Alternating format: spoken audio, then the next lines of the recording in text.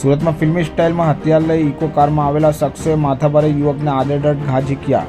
સુરતના બેસ્તાન વિસ્તારમાં રહેતો અને માથાભારે તરીકે છાપ ધરાવતો યુવક ગત રોજ મોડી રાત્રે પાંડેસરા તિરુપતિ સર્કલથી મિલન પોઈન્ટની વચ્ચે આવેલા ઓટોના શોરૂમ પાસે મિત્રને મળવા માટે આવ્યો હતો। આ દરમિયાન 4 થી 5 જેટલા શખ્સો ફિલ્મી સ્ટાઇલમાં હથિયારો સાથે એક ઇકો કારમાં આવ્યા હતા। આ દરમિયાન 4 થી 5 જેટલા શખ્સો ફિલ્મી સ્ટાઇલમાં હથિયારો સાથે ઇકો કારમાં આવ્યા હતા। તેઓએ અચાનક માથાભારે યુવક પર ચપ્પા અને તલવાર જેવા ઘાતકી હથિયારો વડે ઘાતકી હુમલો કર્યો હતો, જેમાં યુવકને 3 થી 4 ઘા વાગતા તેને ઇજાગ્રસ્ત હાલતમાં સારવાર માટે હોસ્પિટલ ખસેડવામાં આવ્યો છે। બનાવની જાણ થવાની સાથે જ પાંડેસરા પોલીસ ઘટના સ્થળે પહોંચી ગઈ હતી। યુવક પર જૂના ઝઘડાની અદાવતમાં હુમલો કરાયો હોવાનું હાલ જાણવા મળ્યું છે, ત્યારે પોલીસે ભોગ બનનાર યુવકની ફરિયાદ લઈ હુમલાખોરો સામે હત્યાની કોશિશનો ગુનો દાખલ કર્યો છે।